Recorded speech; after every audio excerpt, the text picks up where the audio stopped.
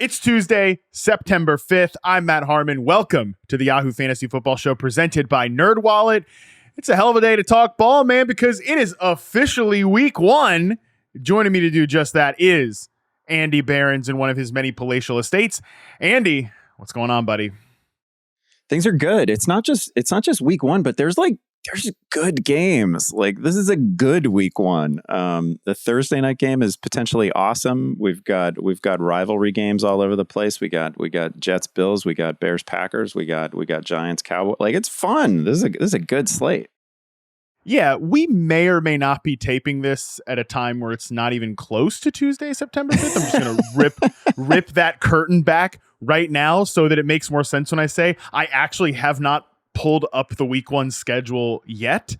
And now that you're saying that, dude, yeah, week one schedule kind of rocks. I mean, we've got freaking Cowboys and Giants on Sunday Night Football, but for the first time, I mean, last year the Giants were surprisingly good, but for the first time going into a season, I'm like, you know what? I'm actually really, really interested to watch both of those teams. I mean, my Steelers versus Dalton Del Don's San Francisco 49ers, that's going to be kind of a banger. I mean, shoot, I'm even interested, like morbidly curious about Panthers Falcons. I know you just said like, oh, it's a great week one schedule, and I just named a bunch of kind of goofy teams, but yeah, maybe your Bears get to turn the tide against the Jordan Love Packers. Week one schedule is good. It's great. It's awesome. And there's, I just feel there's so many unanswered questions, right? There's so many sort of open issues that we're going to start to get answers on. I'm unusually excited for this week. I'm always excited for week one, but this one's really fun. Yeah, honestly, you just saying that and me looking over the schedule now. I mean, Seahawks, Rams, Chargers, Dolphins. Yeah, that's good. That's really good. This has gotten me extremely jacked, and like I kind of needed it. I needed to be jacked for week one, which I already was, like you said, because there are so many things I've just wanted to actually see happen. Like, enough hypothetical. Let's really see it unfold. And now we're getting to do that here very, very soon. So thank you, Andy, for giving me this bolt of energy before what is going to be an absolutely excellent show, because, hey, new segment alert. I teased this on Twitter. I teased this on social media. We got a new thing going on here for Andy. Every Tuesday on the podcast, we're going to be doing the People's Panic Meter. This show is all about you, the people. So every week, we'll be reaching out to you to see what has you panicked heading into a Monday morning about your fantasy team after all the action on Sunday. The best responses will be discussed on the show. Couple ways to submit the players or team that have you panicking. The mailbag, you can shoot a written email or a voice memo anytime during or after Sunday games to fantasymailbag@yahoosports.com. Again, that's fantasymailbag@yahoosports.com. Same rules apply with the Eckler mailbag. Voice memos go to the top of the line. I'm going to be posting on X, the artist formerly known as Twitter. I still don't know what the hell to call that thing or what to call posts on that website. But whatever it is, right after Sunday Night Football, I'm going to take submissions for the People's Panic Meter. So you can also just look out for that on my account at MattHarmon_BYB. With that being said, and our business out of the way, Andy, let me just make a note of the irony of this segment, because I actually think "should I panic about" is my least favorite fantasy phrase in the entire lexicon, because mostly the answer is usually no, but also because fantasy football is a decisions-based game, and basically in any walk of life, if you're making decisions while panicking, it's probably a bad one, or at least the process you use to arrive at that endpoint is not optimal. So I'm actually kind of hoping that this segment serves as more of an, okay, Andy and I have had some time to decompress from the tidal wave that is an NFL Sunday. Scott and I on the recap show, we're just kind of going to be off the cuff, shooting from the hip. Like, as things are really unfolding, so now Andy and I have had that time to, again, decompress, maybe even rewatch some games. I'm not going to commit Andy to more work on Monday morning, but I will go back and rewatch some of these games early. And we're going to just kind of help you decide how to rationally, calmly approach these player situations that have you stressing, or if, in fact, you might be kind of banged. Does that all make sense, Andy? I just love that you've created a sort of mailbag show where it's not just like 100 sit start questions. I think that's really awesome. Some of the questions that came in this time are fantastic. I also I'm glad you said that like a voice memo goes to the top of the line, because that's freaking great. Like if we get audio, if we get video from you, I mean, that's like a golden ticket onto the show for sure. Oh yeah, definitely video, right? Because the show's on YouTube. You can watch it on YouTube, Yahoo Sports YouTube. I should mention that. Great point. If you get video, like you're definitely going to the top of the line. Unless there's some weird stuff going on in your video, then we're not going to post that. But I think the people can be, they can be kind of judicious about how they do this whole thing. And I'm with you, man. We were not going to do any sort of start sit mailbag type thing. I think this ends up being the perfect solution. And if I had any skepticism about, which I usually do for all my ideas, I have some level of skepticism. If I had any, it was completely erased by the fantastic submissions that we got here. So again, I asked you all on social media. We didn't do any mailbag this week because it's brand new. So just social media this time. I basically asked, like, what's kind of got you panicking heading into week one? And this is rather perfectly timed to do all this, Andy, because last Thursday we got some news from Sean McVay, which leads into our first response here from @FantasyAlt. The player they're panicking about is Cooper Kupp with the injury at his age. And of course, this is all in conjunction with the sustainability and the health of his quarterback. In case you missed it, Sean McVay said that Cooper Kupp suffered a setback in his recovery from a hamstring injury this summer and was deemed day to day. McVay actually, full quote, "It's just tricky. There's a difference between return to play and return to performance. We want return to performance for Cooper Kupp." Yeah, that is a very important distinction to make here, Andy. I know, again, by the time people listen to this podcast, most drafts are going to be in the book, but where are you setting expectations for Cooper Kupp now after this setback from a hamstring injury? Yeah, this is tough. I actually just about hours ago did my week one ranks and didn't include him in the week one ranks. Right? I don't. It doesn't sound like he's going to play. Like just reading the tea leaves here, it doesn't seem like he's going to be available to play. I mean, I guess I would say that some panic is warranted here. He was your first round pick. Your first round pick can't bust. That is a terrible setup to a fantasy season. Not to say that I think he's going to bust. They are obviously handling this as it ought to be handled. There's no urgency to week one.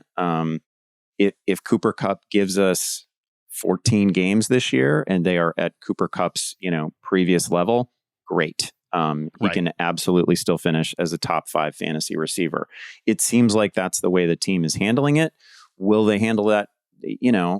Like what happens if they start out 0-1, 0-2? Is there a greater urgency to get Cooper Kupp back? I think, a lot of us went through the Keenan Allen hamstring situation last year. That wasn't any fun. Yikes. I hope that's not the way this goes.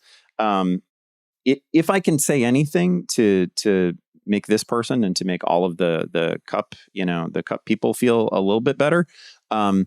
Part of the reason that, and I wasn't fading Cooper Kupp exactly. I have a little bit of Cooper Kupp. But part of the reason that I was a little bit concerned before was the health of Stafford, right?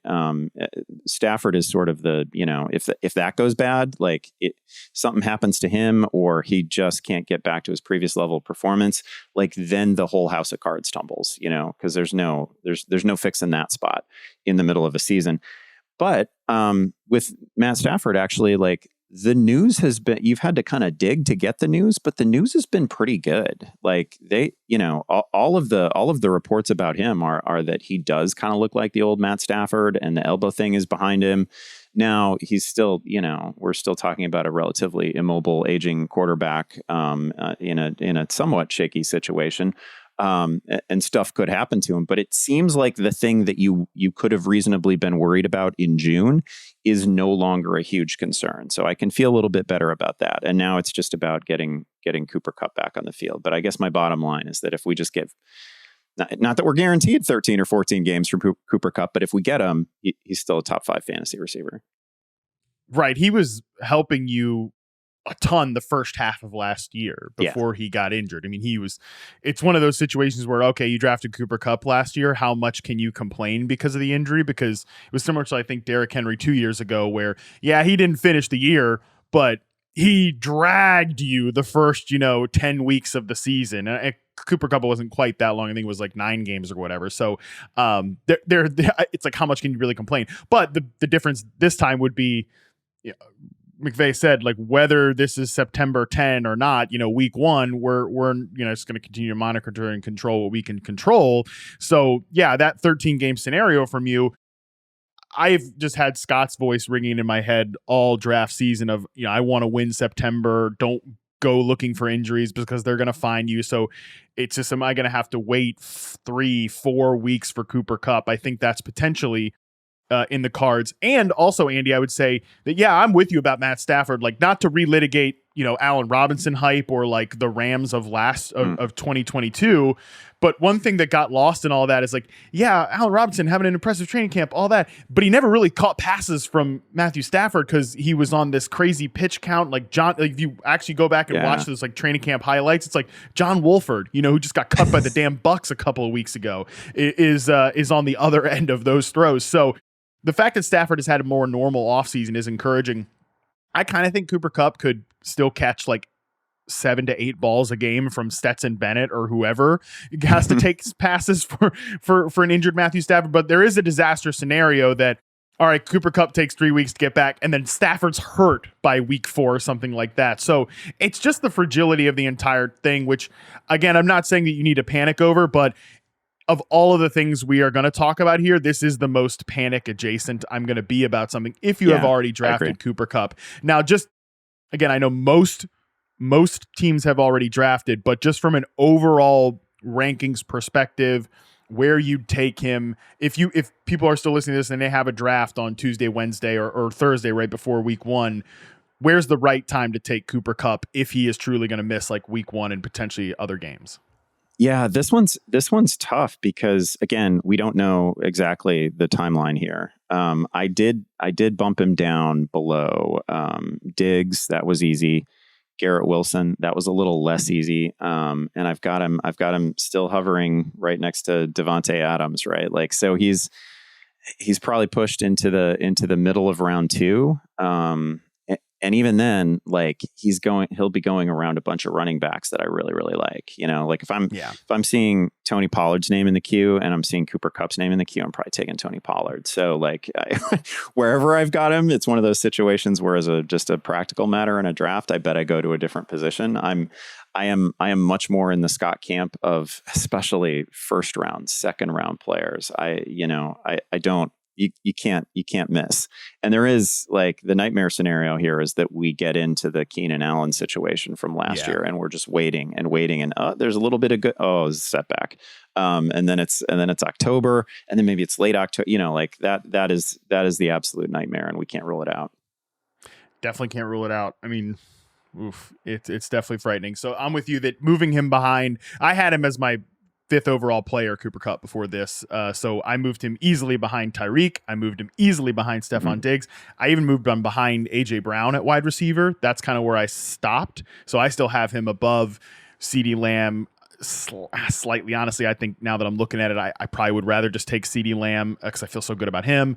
But he'd be there with Devontae Adams, Garrett Wilson, Amon-Ra St. Brown. Like, he'd be around those guys. So that's kind of where I'm at with him right now. And yeah, running backs, like, guys that I wouldn't have taken him, I would have taken him ahead of before, but now definitely would. Nick Chubb, Derrick Henry, Bijan Robinson, Tony Pollard, Saquon Barkley, like, all those guys are going to go before Kupp for me. So that's kind of where we're at with Cooper Kupp. So, okay, that one might have to be a little, I'm not saying full pee your pants level of panic, but you might want to think about having an extra change of underwear somewhere on tap. All right, next one up here comes in from Leukemia Lance on Twitter. He mentions Jalen Waddle being hurt. That's one thing, but I want to focus on the second thing here. CMC not getting as much playing time. I'm worried because I'm in a keeper league, can only keep 2, and obviously I want to hold CMC, but not too sure now. Andy, oh baby, I really wanted someone to tee me up on this one because freaking aggregating, bros. This is where, like, No, in the grand scheme of things, you're not doing any real damage to society by aggregating reports. I get it. But this is where we get real problems out of like Bleacher Report aggregating a report, aggregating something here. I think they've actually deleted the tweet now that I'm looking at it, but it was like CMC is going to lose touches or his workload is going to be actually, you know what? I'm going to find the original tweet because I think I can find it in a group chat of my friends. Yeah. The 49ers won't overwork CMC. Shanahan and co intend to sit McCaffrey more than Panthers did because of injury history, was what one of my friends sent me. So I had Dan Graziano's tweet calling this out, aggregating, cherry picking, and not linking out to the original piece. Good stuff, Bleacher Report. Here's what I actually wrote. The real thing that he says in the article is, don't be surprised if running back Christian McCaffrey has 1,000 yards rushing and 1,000 yards receiving. Yeah, they're not going to grind him into the dust like the Panthers did. We saw that last year, and McCaffrey still was like the absolute straw. That we talk about Brock Purdy and his insertion in the lineup. Those like games just so happen to overlap with them trading for a truly transformative talent in Christian McCaffrey. So I can't believe, I know people are panicking about this. This is a 0% panic to me, Andy. First of all, fully agree. I will say I don't think the Niners are going to care about getting Christian McCaffrey to 1,000, right? I don't think Christian McCaffrey is going to care that much about it either, right? Like he's done the stuff. He's hit the statistical, milestones before. I do think that the goal of the Niners is going to be to get to January with a fully operational Christian McCaffrey. That is the way they should be thinking, because they are going to be a damn good team. And I also think that, like, in your projections for Christian McCaffrey, it should probably look something like, when everybody was healthy last year, not that everybody stays healthy, but like when, Mitchell was healthy, McCaffrey was healthy, it was like a 16 carry to 10 carry situation between those two, or touches. And I think it could come in like that. Like, it's not going to be that surprising if Christian McCaffrey doesn't quite get to 300 touches. We should probably expect that. That's in reality probably the best thing for the Niners if he's relatively fresh when they get into the most important weeks of the season, because they are definitely going to get there. So that's kind of the way I've got him projected. And so that for me, like, the idea that he would share work is it's not really news. I would actually be shocked if he goes 1,000 again. I mean, of course, it's within his range of outcomes because we've seen the guy do it. But I would be really surprised. Like, what the Panthers did to him that season, is a little strong. But like, the idea of giving Christian McCaffrey 400 touches in a go nowhere season was really something. And it just, no running back gets that type of usage, right? Like, that's just, it's completely unrealistic. Again, from Graziano's actual article on ESPN, San Francisco will still take McCaffrey off the field more than Carolina did and use Elijah Mitchell and or Tyrion Davis-Price in spots because they know McCaffrey's injury history and want to avoid overloading him. But the efficiency he should be able to attain in a full season in Kyle Shanahan's system could be enough to propel McCaffrey to new career best numbers. So this is a 0% panic for me. And I agree with you. Like, if you weren't projecting for this to already be the case, I mean, you're being a bit of a spoiled brat, honestly. You want McCaffrey out there. He could be getting spelled by Elijah Mitchell and Tyrion Davis-Price, and he's still like the second best player, the second guy on my board. If I had the second overall pick in a draft, I'm taking McCaffrey there. I'd take Justin Jefferson ahead of him, but McCaffrey is still the second player in fantasy to me. Yeah, I have absolutely no panic about him. And again, some of it is that I do not expect Christian McCaffrey to be like a 370, 350 touch guy. But it doesn't matter because he's crazy efficient, and this is going to be a really, really difficult offense to stop. If Purdy is, 80% of what he was last year, it's going to be a really, really difficult offense to stop. All right, next one in here. This one comes in. This is where it's going to be tough because reading some of these Twitter handles or X handles, whatever they are. I don't know. I guess it's Hayden, HDAEYN, whatever. Sure. Shout out to you. Appreciate you. I mean, I don't have a lot of shares in them besides some James Conner, but whatever Arizona is doing, juggling Murray, dropping Colt McCoy, and playing Dobbs, it's got him a little bit panicked. Andy, I found it a little weird that people are like, yeah, the Arizona Cardinals are tanking. Clearly, look at it. They just released Colt McCoy. I mean, no disrespect to Colt McCoy. The guy is hosting a freaking YouTube show with Josh Norris of Underdog Fantasy this year. And it's not as if he was that great last year. Josh Dobbs is a fine backup when you're in a bad situation, and they're in a bad situation. I just found it a little weird. I'm not saying that you shouldn't be panicked about the Cardinals, but I have found it a little odd that it's like, yeah, this is the sign that they're tanking. They just cut Colt McCoy.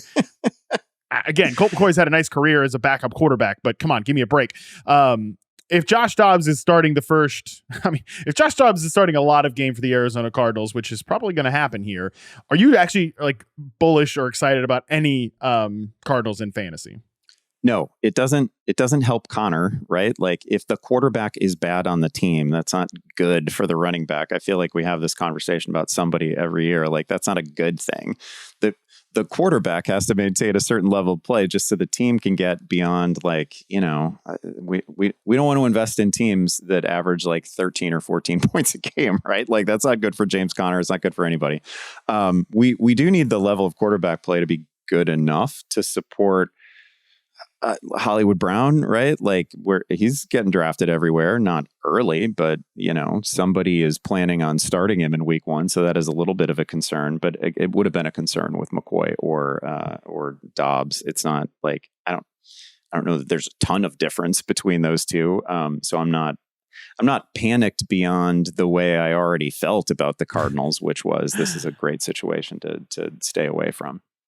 Yeah, I've drafted a little bit of Marquise Brown when he falls down the board because I think he's a pretty nice and relatively underrated player. Mm-hmm. And he could be getting like 8 to 10 targets a game. And even if those are 8 to 10 Josh Dobbs targets, I think Josh Dobbs is a solid NFL backup quarterback. So I'm not too concerned about it. Okay, next one in here comes in from @Javante Inferno. J.K. Dobbins. Panicked about J.K. Dobbins. I'm glad we're talking about this because I feel like we haven't talked enough about J.K. Dobbins. We spent so much time talking about the passing game in Baltimore, understandably. But again, Javante Inferno goes on to say, J.K. Dobbins, if he has any kind of injury this year, he might be on the Rashad Penny career track. Woof, always chasing a role somewhere. I bought him early in the offseason, but just moved him for Javante in a deal. Makes sense with the Twitter handle here. So, Andy, J.K. Dobbins, how are we feeling about J.K. Dobbins heading into this year? Are you panicked at all? Because, again, I feel like he's a guy that we haven't really talked about a lot on the podcast because we've been so focused, probably my fault, given its receivers, on the pass game.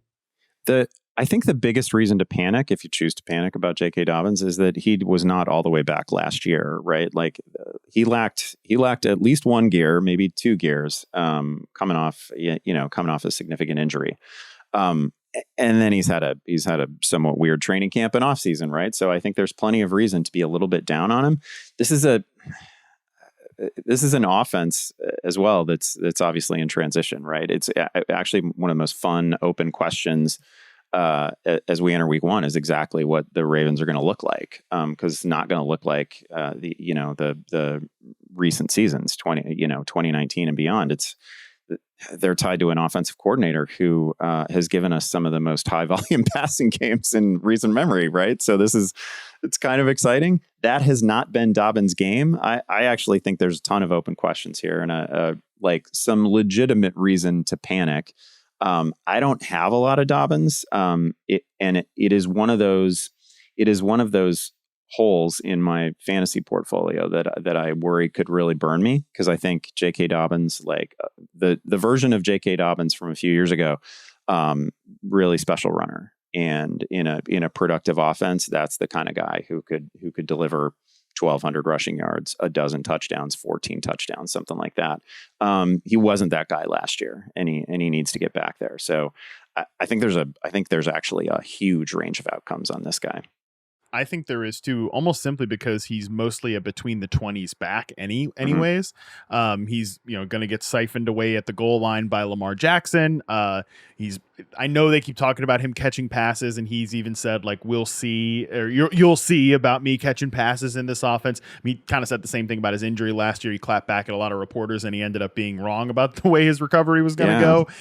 And the thing is, though, he is a really good player. Like, that's the part that typically I want to attach my fantasy backs to really great offenses. I think this offense is going to be really good. And when the offense and the running back is really good, I'm kind of like, I get the upside of this, but because of the lack of like scoring area work, because of the lack of pass down work, that does sketch me out a little bit. But I will say he was one of, even though he was clearly not 100%, down the stretch last year after his IR stint, the cleanup procedure that he got on his knee, he was one of the most efficient runners in the NFL, even without like Lamar for a long stretch there. So I get kind of the bull case for J.K. Dobbins. He's one of those guys. I'm with you. The range of outcomes is so wide. I won't be surprised no matter where we end up with him by like week 10 or 11 or something. Yeah, that's really the thing for me. Like I mean, he could be the RB30 and I wouldn't be shocked, and he could be the RB5 and I wouldn't be shocked. Speaking of between the 20s backs, perfectly transitions to our next one. Comes in from at N Dutton 13, good buddy Neil Dutton. Genuinely terrified about Travis Etienne. Can't see him. You have to read this in Neil's accent, by the way. No, I'm not going to do that. Even if it's not generally offensive, it will be borderline offensive if I try to do it. So I'm not gonna do that. But if this wasn't a podcast, I would totally do it. Anyway, genuinely terrified about Travis Etienne. I can't see him carving out a receiving role on what should be a good passing offense. So can't get fully behind the idea he's going to rack up loads of fantasy points as a 20 to 20 RB. He scares me, Matt. Thanks for the personalization, Neil. I appreciate that as you're sending this in. Travis Etienne, almost the exact same thing about what I just said about J.K. Dobbins, where I know the offense is going to be good. I know Travis Etienne is going to be good. I have a little more confidence that he's just going to be a full-time back, Andy. So I actually have Travis Etienne clearly ranked as a running back 1 and somebody that I don't mind taking.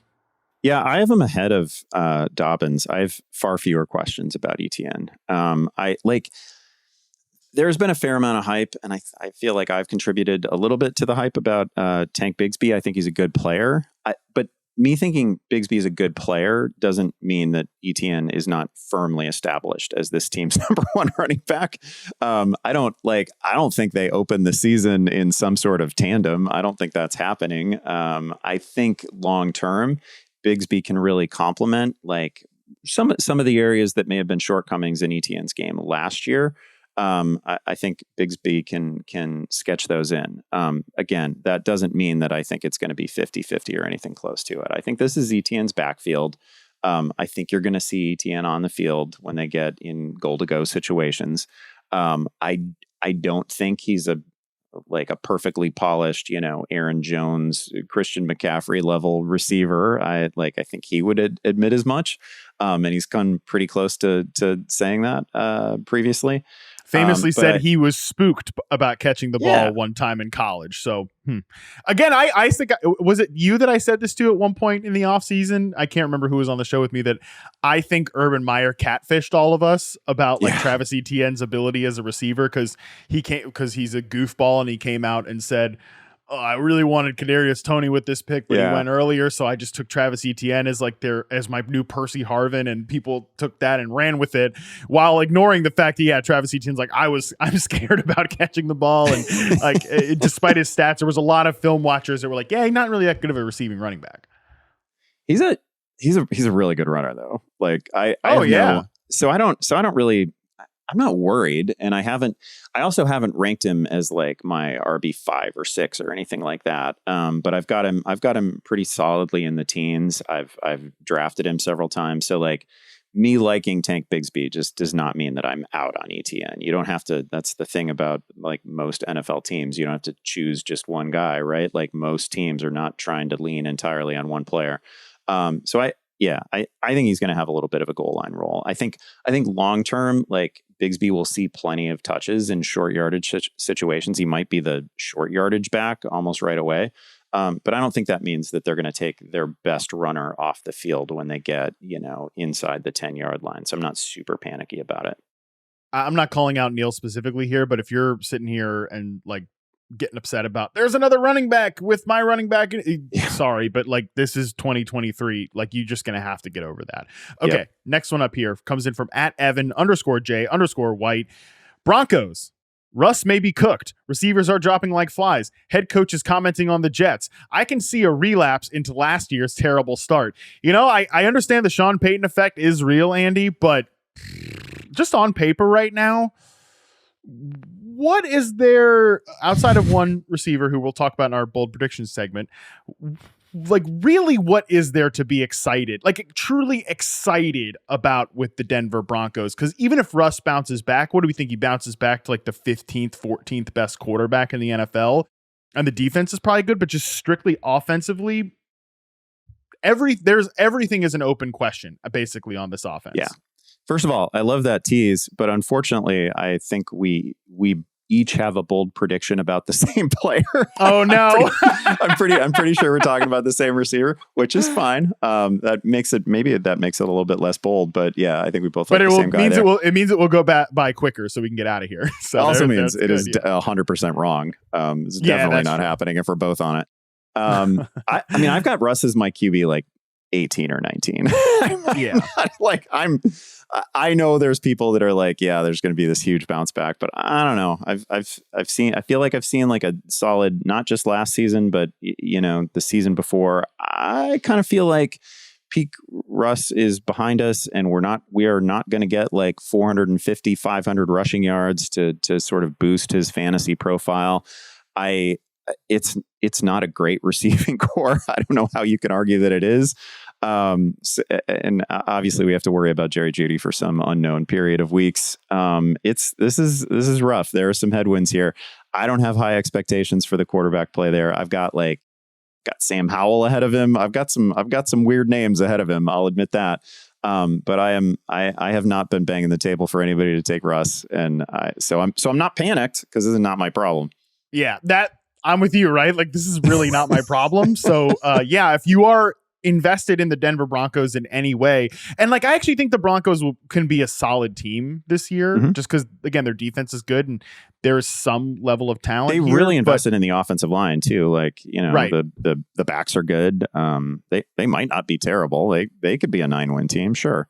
Yeah, I did see Ben Albright categorize Javonte Williams' recovery from the knee injury he had last year, which we've all assumed was like J.K. Dobbins-esque. He's called it like a miraculous recovery, and by all accounts, he's just going to play week one. He's probably not going to get the full workload week one, but that's great. Like, so that is something. They can run the piss out of the ball and play really good defense, but to me, that seems like kind of a 7-10, 8-9 at best team. So yeah, I guess if you're invested in the Denver Broncos passing game in any way, outside of the one player that Andy and I are going to curse here in about 20 minutes, you should probably be a little concerned, but it's not my problem. All right, next one up here, Mike Barsetti.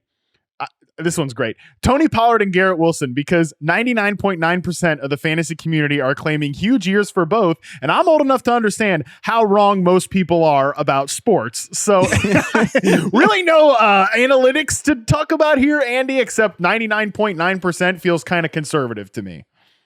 Yeah, it's super easy to make, and I'm sure Dalton has made it on this podcast already. It is really easy to make an argument for Tony Pollard as like the RB1 this year, right? Because he was the RB8 last year, and he never had any red zone touches. So like he did all that work without ever getting the most valuable touches in the game.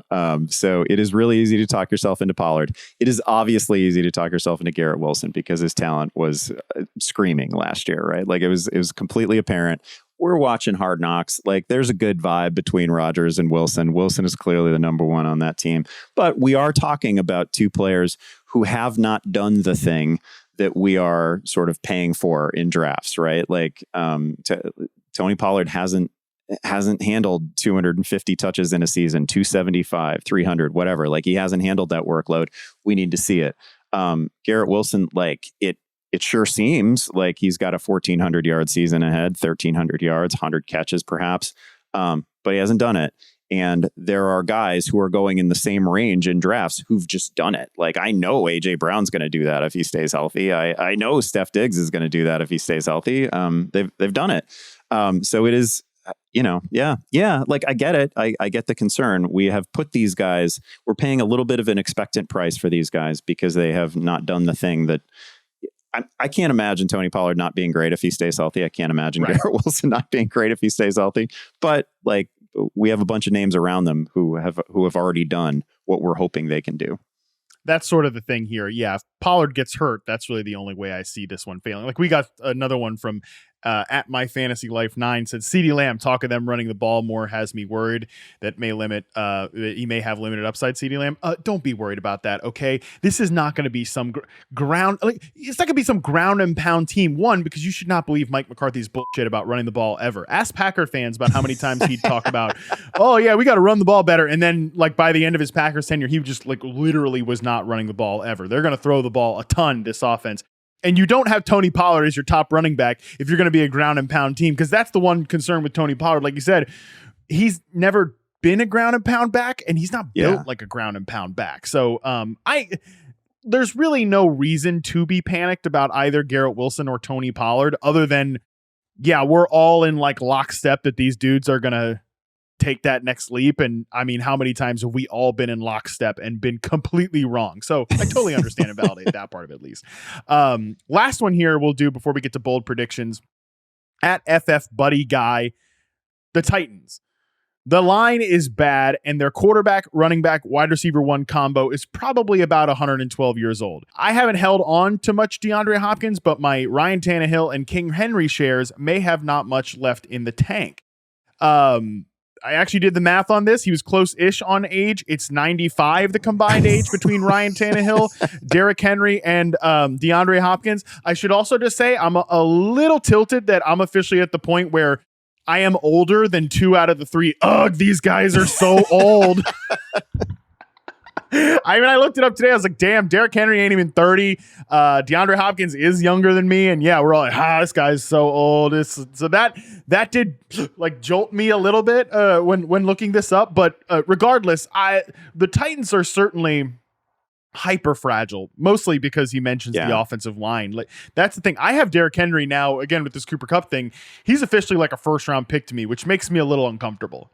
If you want to go against me and just be like, look, I think I know that we haven't seen Bijan Robinson do it, but I'm taking the younger dude in a, I think, much better ecosystem. I totally understand that. In fact, I'm not even sure if I'm comfortable with the way I've got those guys ranked, but yeah, got to be a little concerned about the Titans' fragility.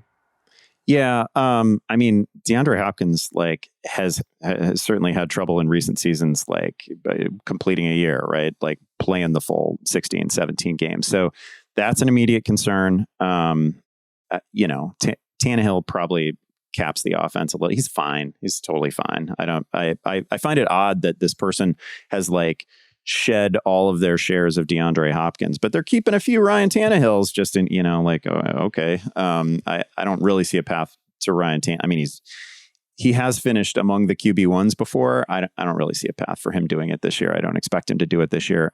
I will say with Henry, I don't think he lost anything. This may not be like the peak version of this isn't going to be 2,000 yard Derrick Henry from like a handful of years ago.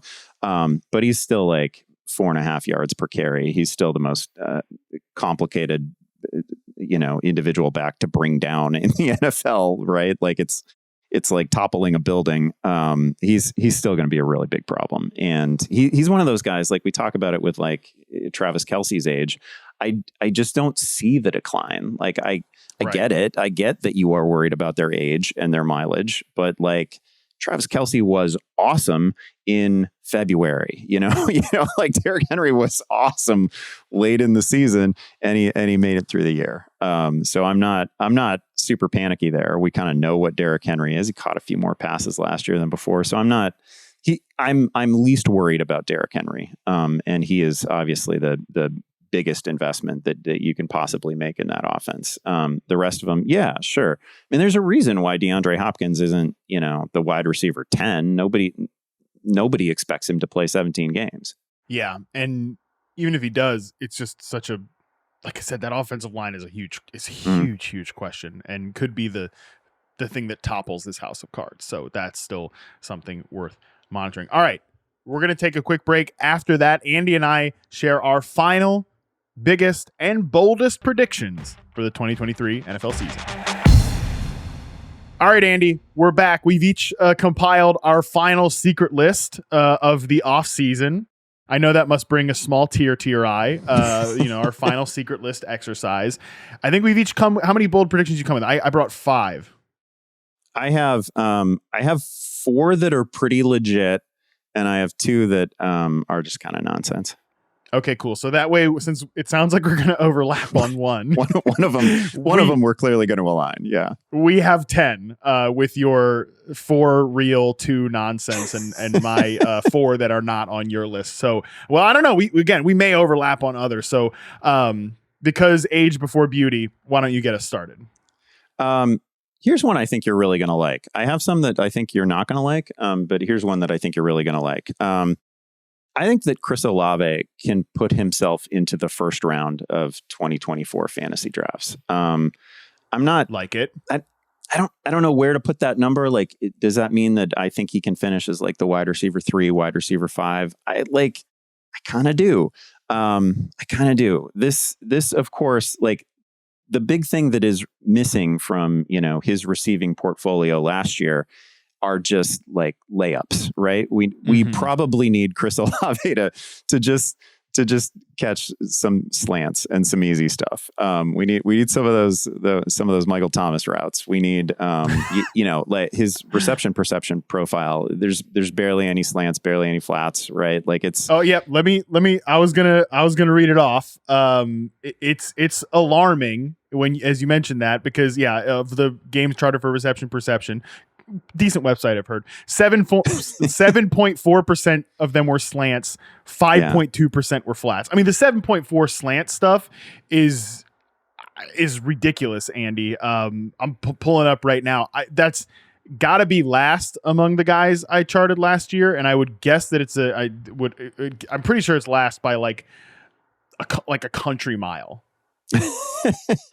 Yeah, they just shoved him in the deep end of the pool, right? They're like, they gave him some of the most difficult opportunities in the NFL. And obviously he delivered 1,000 yards with Andy Dalton, which is super impressive. I think Derek Carr can still be a really good quarterback. I mean, we're like a year removed from Derek Carr passing for 4,800 yards with a terrible receiving core. So like, I think Carr can still be a thing. If we just get a handful of layup opportunities for Chris Olave, I don't think there's that much that separates him from like Garrett Wilson in terms of talent. It's just the sort of nature of the opportunities that are going to be presented to him. Like, it was a great story and it was really fun for a while last year that he was the air yards king, but like, we can't have him only be the air yards king. He's got to, he's got to have some things that are just like 6 yards downfield that are layups. If he gets even a few of those, I really think he can be a top 5 fantasy wide receiver. Yep, I'm with you on this one. That's a great bold prediction. Yeah, you're right. That was right up Harmon alley for sure. I'll stay on players in Harmon alley, and I will predict that Amon-Ra St. Brown gets the Triple Crown this year. He leads the NFL in catches, yards, and touchdowns.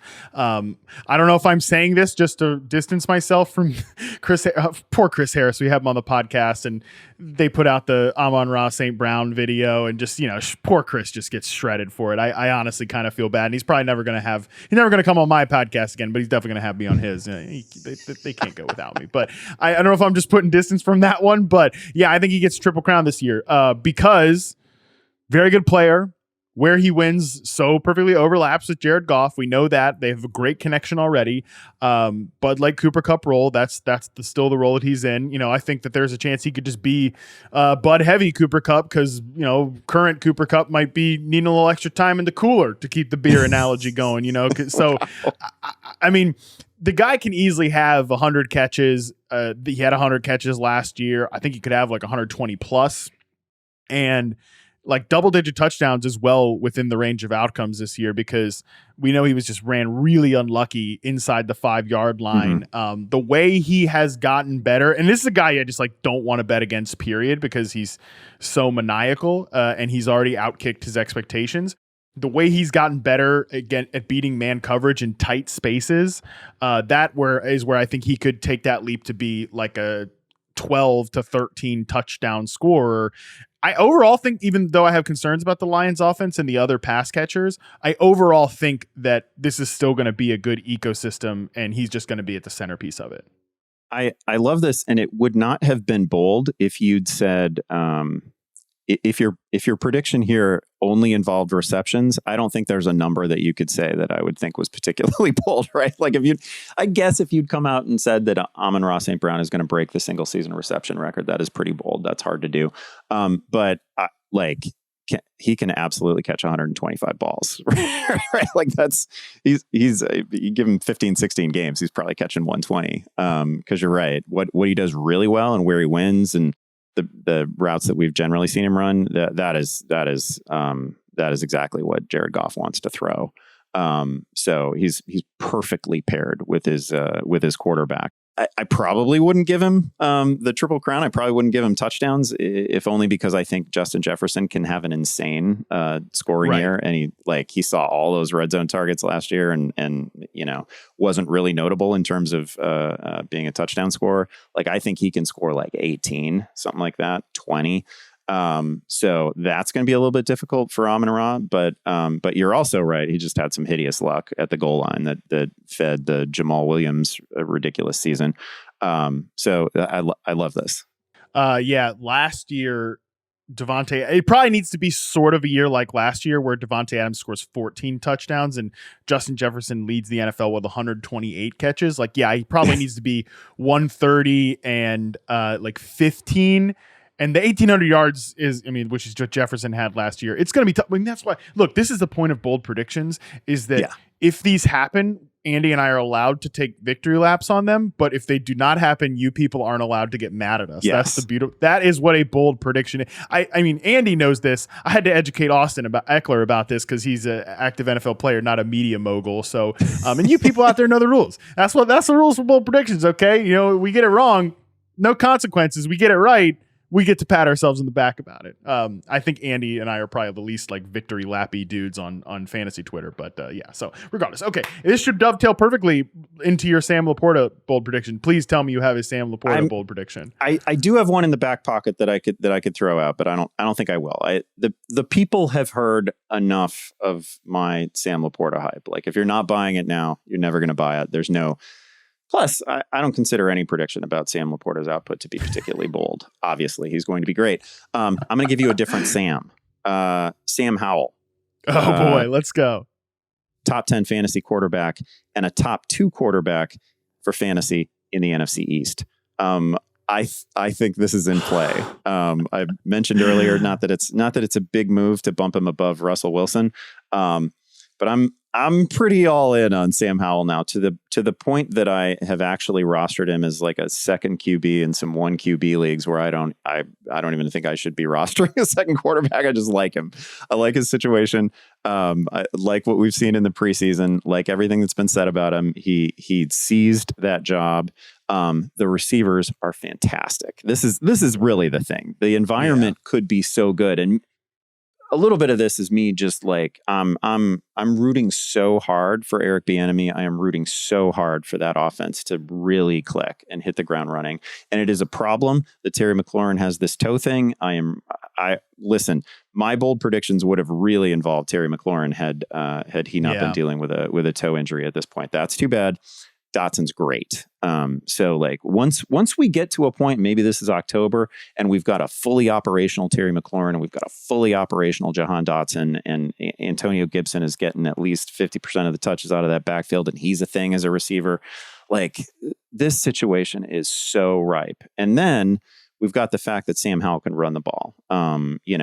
Final season in college, 800 plus rushing yards. So we've got some rushing upside here. If I get 500 rushing yards out of Sam Howell, I actually do think I don't even think it's bold to say that he's going to be a top 12-ish fantasy quarterback. Like, if you're running that much and you're going to top 3,500 passing yards, you're probably going to be one of the QB1s.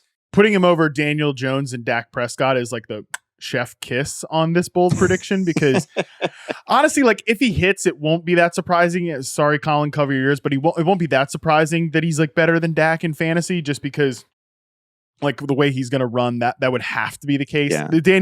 As a Daniel Jones freak, I balk at the idea that he's going to be better than Daniel Jones, but I do love Washington, and I love the receivers, the ecosystem, and even Antonio Gibson, like, getting him involved as a receiver. There's just so much good in Washington there. So I'm with you on that's a good bold prediction. I dig this one. I'll go with another league leader one here. Dameon Pierce leads the league in rushing. This is a bold prediction. I wanted to do one Texans one just because like it was similar with Washington, although it's for different reasons.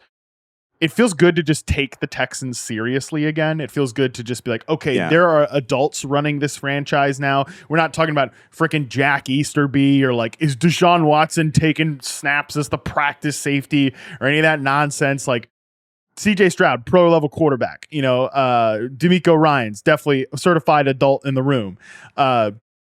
I actually thought about making a Nico Collins bold prediction here, but again, I went with something that I actually think is more realistic than Nico Collins gets 1,000 yards and double-digit touchdowns. But I'm just going to put that as like a little appetizer, a little dessert, maybe on this bold prediction. Dameon Pierce, I do think D'Amico Ryans alone is going to make this defense better. Will Anderson, whether he's worth the trade up, whatever, he's going to make this defense better. I think they're going to be in more positive game scripts than people think. We know it's a good history coming out of this rushing offense. And I mean, Dameon Pierce is just really good, and it looks like he's going to moonwalk into the top gig here. So give me Dameon Pierce as the league leader in rushing yards. Yeah, I love this. And I feel like I've talked about Dameon Pierce a fair amount lately. It is, I want to preface this by saying like, it is pretty difficult. I don't think we do a lot in the fantasy space of like taking, snap share from the preseason when guys are really only playing a couple series and like trying to extrapolate that onto what will happen in the regular season. Like, I don't think Dameon Pierce is going to play every snap for the Texans, even though he was on the field for damn near every snap that CJ Stroud played. It's notable that he was. It doesn't mean that is going to carry over to full games over 18 weeks. I'm not saying that. Because if that were true, then we would be saying that Dameon Pierce is going to get like 400 touches. And that probably doesn't happen. Right. Devin Singletary is going to play.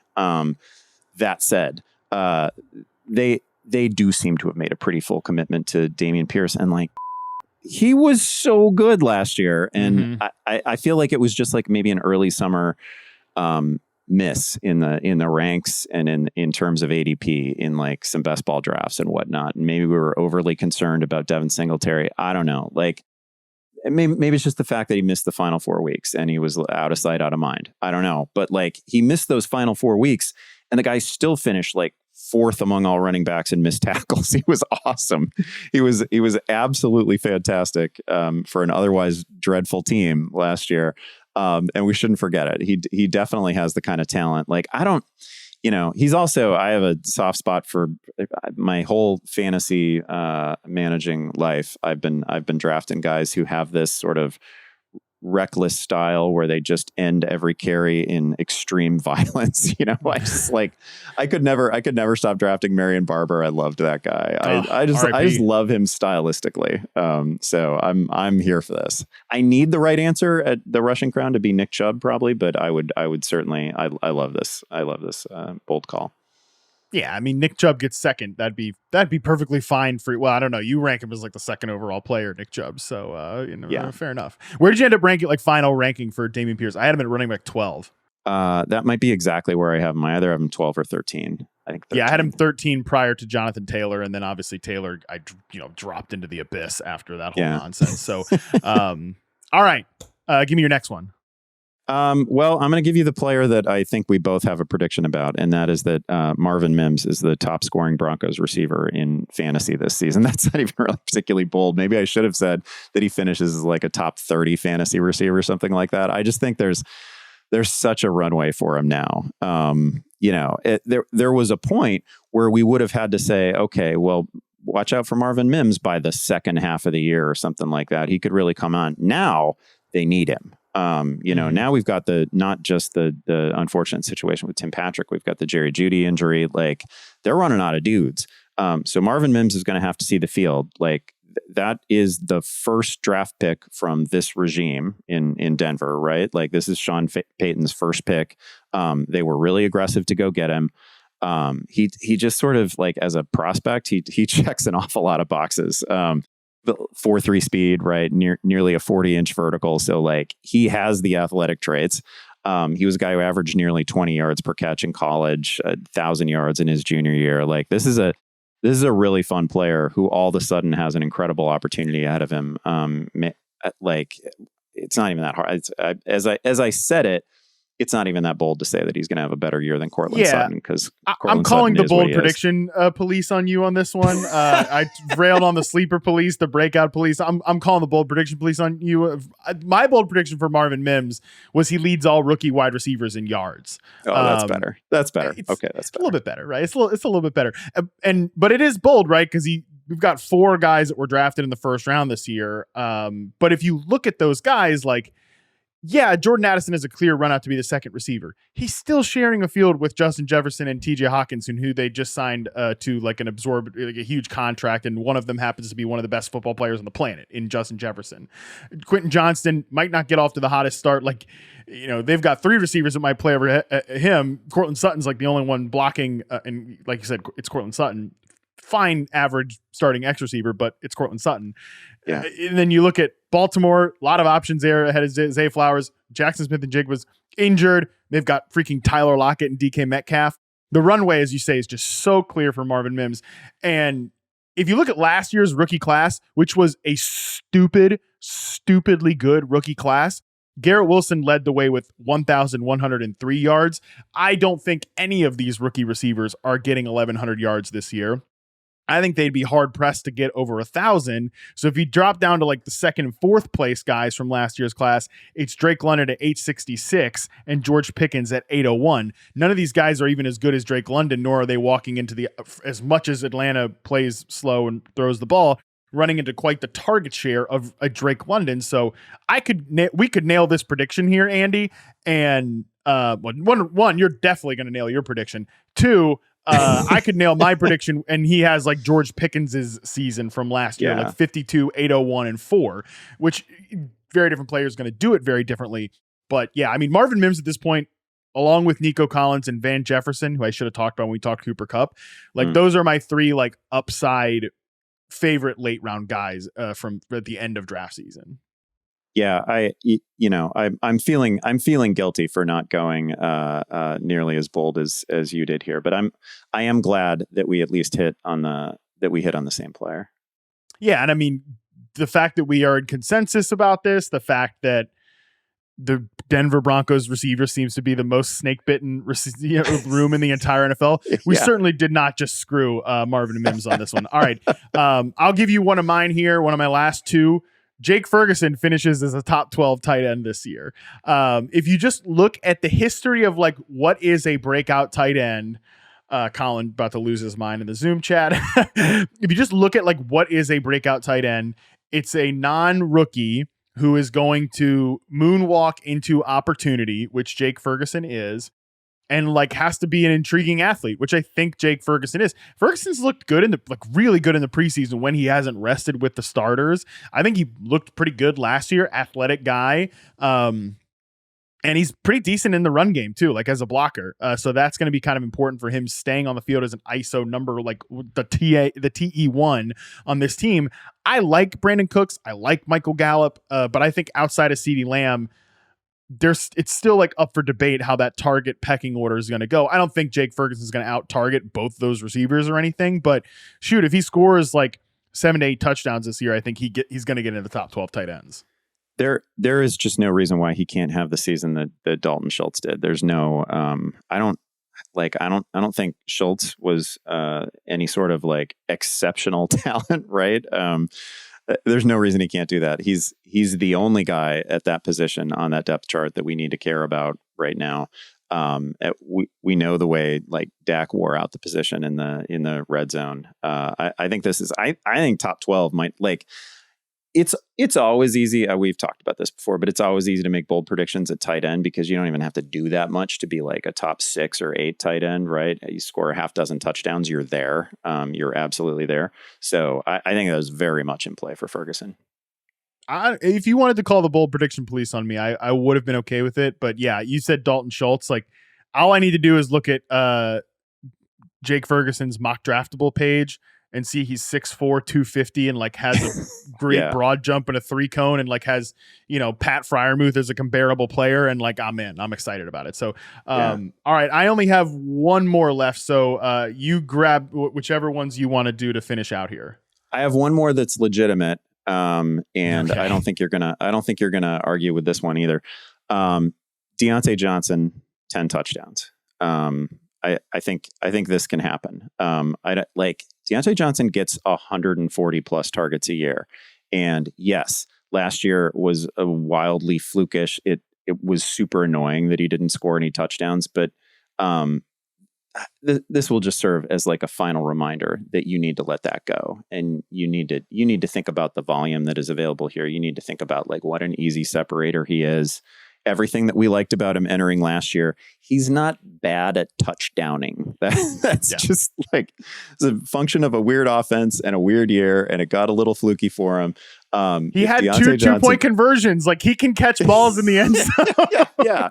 Yeah. This there's no such thing as that. This is just like when Melvin Gordon didn't have any touchdowns as a rookie and he's bad at touchdowns. This is like Miles Sanders being bad at touchdowns and then they're not, Deontay Johnson can find the end zone. I think he gets there 10 times this year.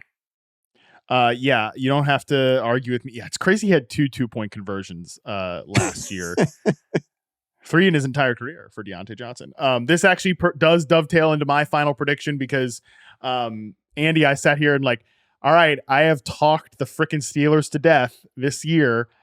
This offense, just how valuable it could be for fantasy. So I got to get a Steelers bold prediction in here. I thought about Deontay Johnson, 1,400 yard receiving. I thought about George Pickens, double-digit touchdowns. I thought about Allen Robinson, sneaky top 40 receiver. I thought about and you know what? I just decided, Kenny Pickett, QB1.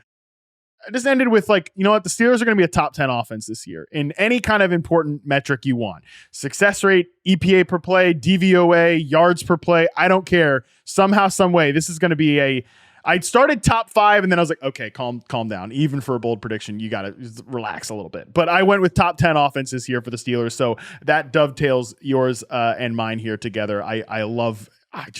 This offense is so talented, and I think Matt Canada can get out of the way. It's so talented. And yeah, Deontay, to your point, just such a good player. And if they get him the ball, his career high in yards per catch is 11.5 as a rookie. I'll take the over on that this year, the way they're throwing him the ball downfield in preseason. I think this team does want to attack. Yeah, we have talked in the past, and it's kind of a recurring theme for me, finding that receiver from rounds, 4 through 8 who breaks out not in a small way, but in a huge way and becomes either the wide receiver 1 or a top 3 fantasy receiver, because we've seen it. We saw it with Cooper Kupp a couple years ago. We saw it with Steph Diggs, a guy that we're literally running away from in drafts and we're pushing further and further down the draft board who just pops. Deontay is such a good candidate for that, right. Because there's just no debating his ability to get open. It's clear. We've all had jokes about him dropping some passes, and he is one of those guys who almost every game he looks like he's just suffered a season-ending injury, and then he trots out for the next series, right? So there's a back-breaking, bonehead play. It's the Deontay Johnson experience can be quite a roller coaster, and I'll tell you that personally for sure. Yeah, but there's just absolutely no denying the talent, and if the touchdowns just sort of normalize, it's going to be a monster season. He's probably going to be one of the biggest whiffs in terms of ADP. I love that call as he's that mid-round breakout receiver, and this why I like the Steelers' offense is that there's 2 guys on this team that could be that. Yeah. Pickens, I think he obviously needs to grow more as a player based on his rookie season, but based on who he was in college, he can have that growth and he can be that player. So that even if one of these guys is the wide receiver 8, and the other is the wide receiver 18, that's a big win. And I think this offense is going to be very good because of it. Oh my God. Please tell me you have one more thing to say so that we don't have to end on another piece of freaking Steelers hype. Oh, well, wow. I've got the best possible punctuation mark for this podcast. I've got my boldest prediction yet. Are you ready? I was born ready. There's a new number 1 kicker in town, and his name is Cameron Dicker. This kid This kid, let me tell you, went 21 for 22 last year on field goal attempts, drilled all of his extra points. He's now kicking for the Chargers. We have a dynamic, high-scoring offense here. Matt Harmon, I don't need to tell you about the history of Kellen Moore and kickers. He gave us Greg Zuerlein. He gave us Brett Maher. Cameron Dicker is the next name in that line. This is a huge year upcoming. 130-plus points, 140-plus points. Huge season for Dicker the kicker. Justin Tucker, watch out. Dicker is on your tails. Oh God. On that note, we definitely need to end this podcast. Well, Andy, this was awesome. I think we had, the bold predictions were fun as expected. We can't believe we cursed Marvin Mims and all these various players. Again, you people out there know the rules with bold predictions. If we get them right, we're allowed to celebrate. If we get them wrong, they're bold predictions. It doesn't count. That is the rules of sports media. And I think we got it off to a great start with the people's panic meter. So hell of a pod, man. Yeah. I love this concept, actually. I love that we took a whole bunch of questions and not one person asked me who they should start, this guy or this guy. There will be plenty of time for that. Well, I will say I'm officially jacked up for week one. This is awesome. I love it. Andy got me started right away, just looking at the schedule. The people got me pretty jacked up with all of these panic-based questions. And oh man, nothing better than some Cameron Dicker. Like this, the cherry on top, that little hype train at the end. That is going to do it for us today, folks. Make sure you're following Andy on Twitter at Andy Behrens, me at Matt Harmon _BYB. Again, if you want to be on next week, coming out of week one, I guarantee you people are going to be panicked coming out of week one. There's no question about that. You'll be freaking out for sure. So definitely make sure you hit the mailbag with a voice memo, a video, or an email to fantasymailbag@yahoosports.com. Or again, I'm going to post this thing on X Sunday after Sunday Night Football. Can't wait for week one. We're going to be back at you Wednesday with Eckler's Edge as Austin, the Chargers, and everyone else prepare for week one. Until then, we're out.